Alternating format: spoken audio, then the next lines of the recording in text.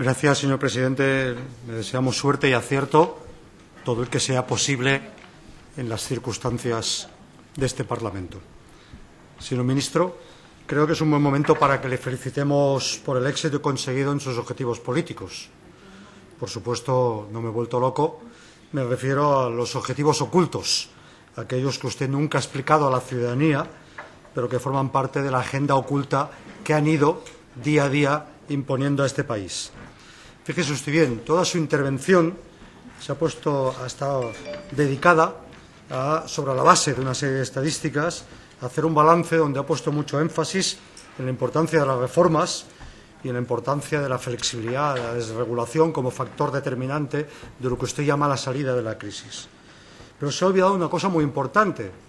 Si no tengo mal entendido, la economía es una ciencia social que tiene como fin garantizar lo mejor para las personas. Y usted se ha olvidado de hacernos el balance de las personas.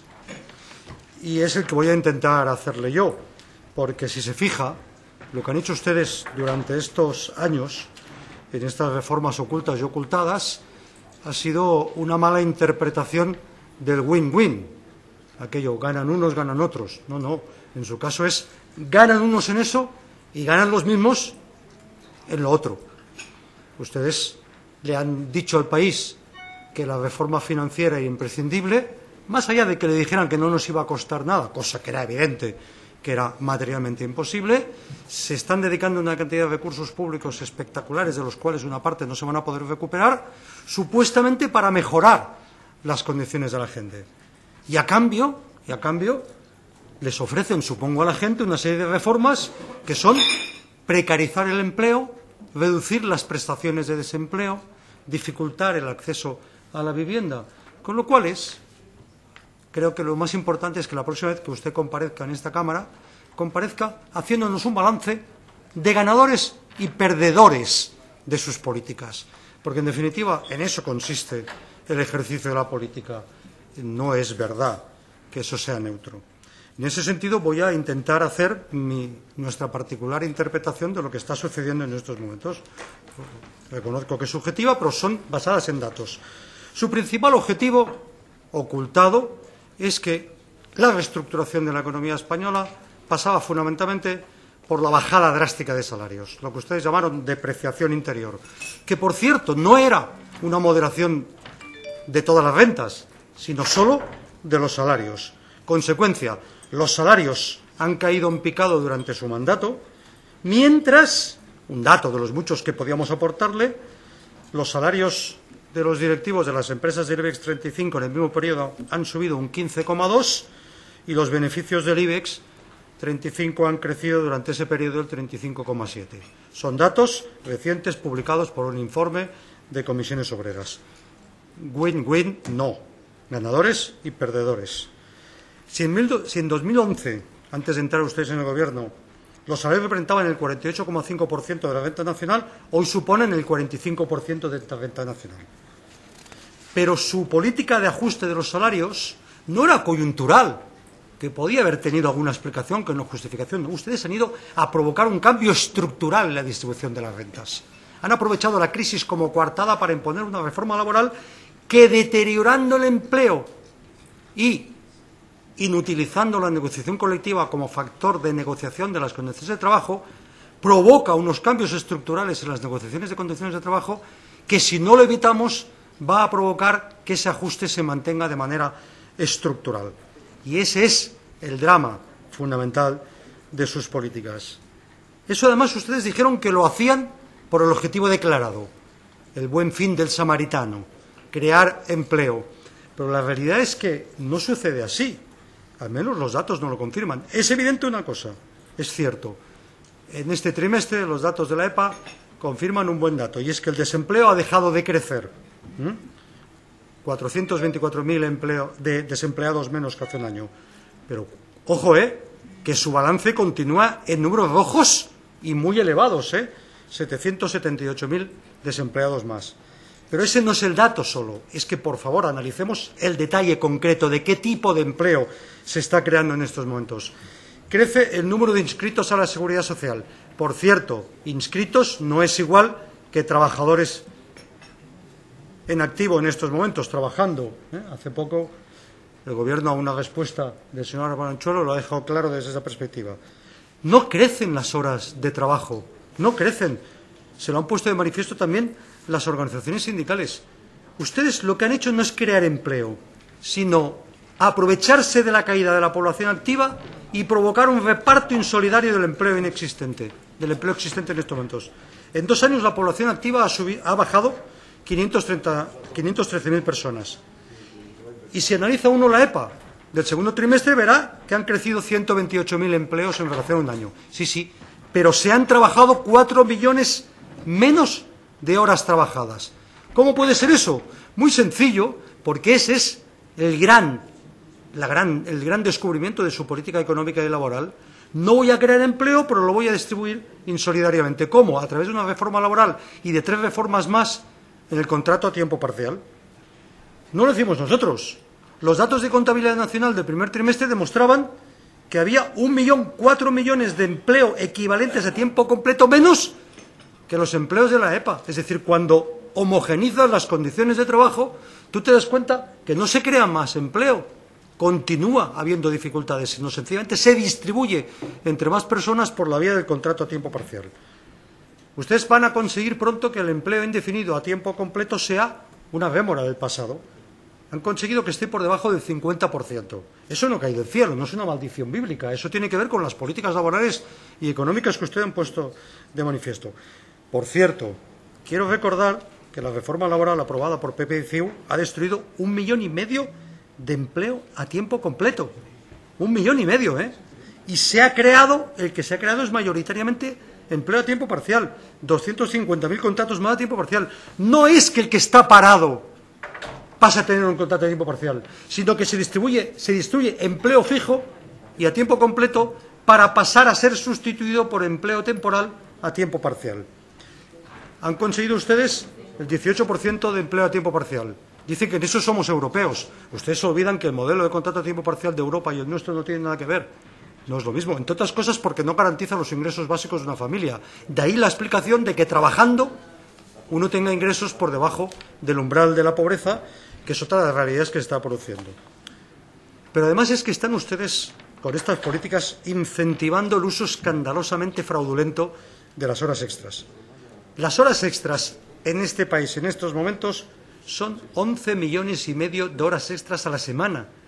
Es normal que con la cantidad de flexibilidad que ustedes han incorporado al mercado de trabajo, que la han incorporado toda, con la cantidad de modalidades de contrato que han hecho, con el paro que hay de 5 millones y pico de personas en paro, se pueda tolerar que hay 11,5 millones de horas extras cada semana. Pero lo que es peor, 3,8 millones de horas extras no pagadas al año, es decir, realizadas y no pagadas. Son datos que se desprenden de la explotación de la EPA. Eso también aparece en la EPA. ¿Por qué? Volvemos a hacer otra vez lo mismo, porque ustedes han impulsado este modelo de relaciones laborales absolutamente degradado. Como al mismo tiempo, en la lista de perdedores y ganadores hay unos claros perdedores. Todos aquellos trabajadores que están en desempleo estructural de más de 2 años. Cada vez crecen más. Hoy tenemos 272.000 trabajadores que llevan más de 2 años desempleados, más que hace un año. A esto, señor Guindos, su concepto de que el mercado lo resuelve todo no les sirve nada. No pueden esperar, salvo la defunción o pasar a una situación de jubilación con una pensión no contributiva o una pensión de mínimos. Por eso encontramos a faltar que en sus reformas no haya ni una sola referencia a cómo cubrir el espacio que queda entre Alicia en el País de las Maravillas, versión señor Guindos, y la mejora de las condiciones de vida de la gente. ¿Cómo? Pues a través, por ejemplo, entre otras cosas, de generar una renta mínima básica de ciudadanía para todos aquellos a los que el mercado en los próximos 10 años al menos no les va a resolver su situación de supervivencia. Y eso no lo hemos visto, porque usted a las personas no las cita solo de pasada, como una anécdota de su acción política. Y eso es lo que explica que hoy tengamos solo el 57% de cobertura de la prestación de desempleo, de los cuales más del 50% son subsidio asistencial, en una situación. Eso es el balance de esas políticas, siempre comparativamente al momento que ustedes llegaron. Eso sí, se han empeñado ustedes en convertir el empleo, el trabajo, de un derecho en una mercancía. Por eso han entrado en el proceso claramente de privatización de las agencias públicas de empleo. Están consiguiendo usted, mire, la combinación de falta de demanda de empleo, reducción de prestaciones, bajada de salarios y congelación del salario mínimo profesional ha provocado que ustedes hayan conseguido el paraíso neoliberal. Y es que los trabajadores se contratan como una mercancía, de cualquier manera. Y ustedes nos vienen diciendo que el problema es el absentismo. ¿En qué país viven ustedes? ¿De verdad se creen que los trabajadores españoles en este momento son absentistas?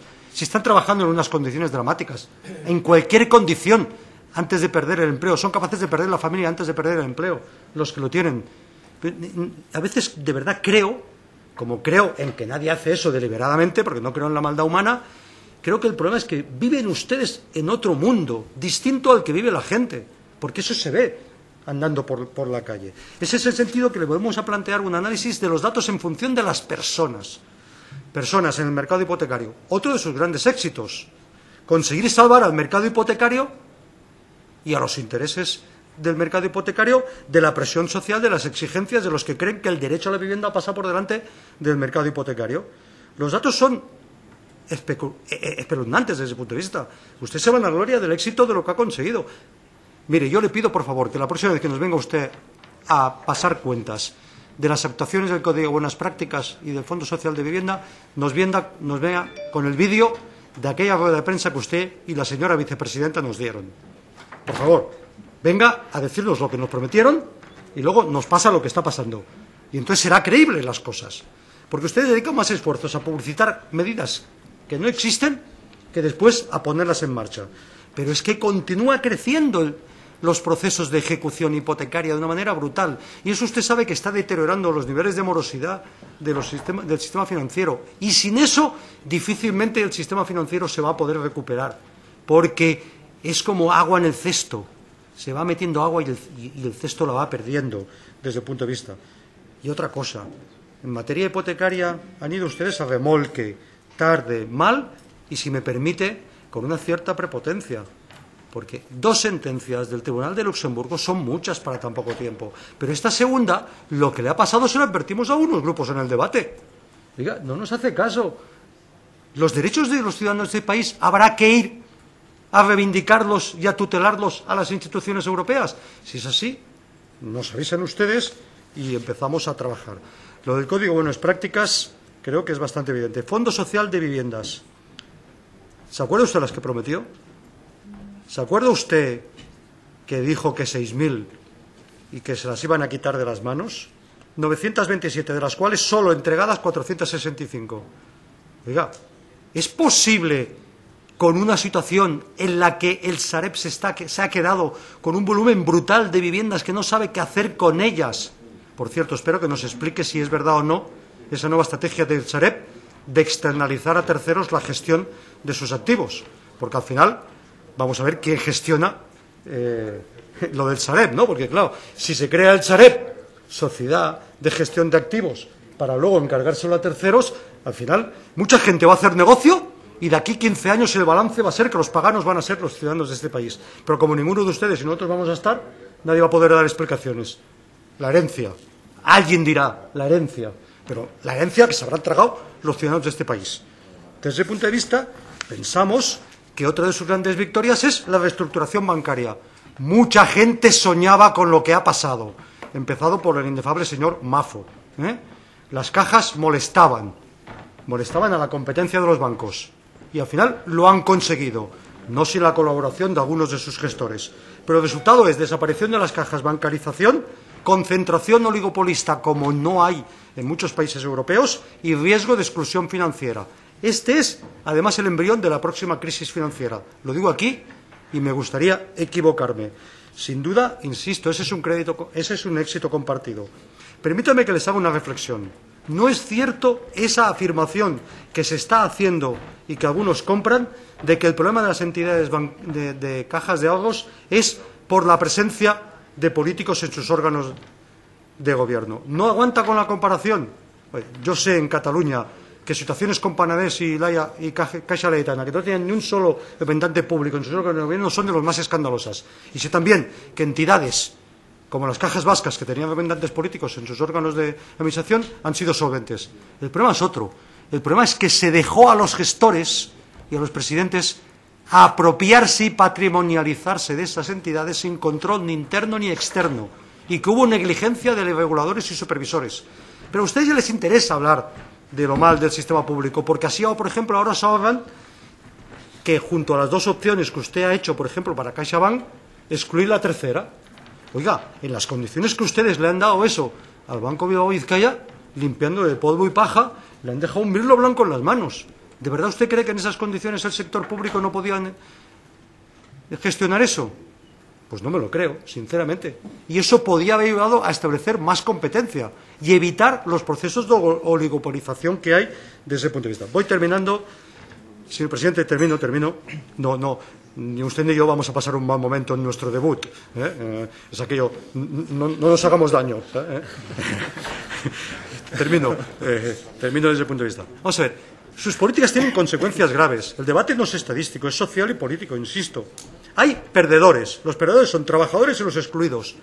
Por ejemplo, el ministro de Economía, sea cual sea, se tendría que presentar aquí siempre dando datos sobre los niveles de desigualdad y pobreza. Porque el resultado de esta crisis y también de su gobierno es que se ha incrementado la desigualdad y la pobreza en este país. España está batiendo todos los récords en estos momentos. Oiga, es que ustedes se olvidan cuando dan estadísticas que somos el segundo país más desigual de la Unión Europea tras Letonia y que somos el segundo país de la Unión Europea con mayor índice de pobreza infantil después de Rumanía.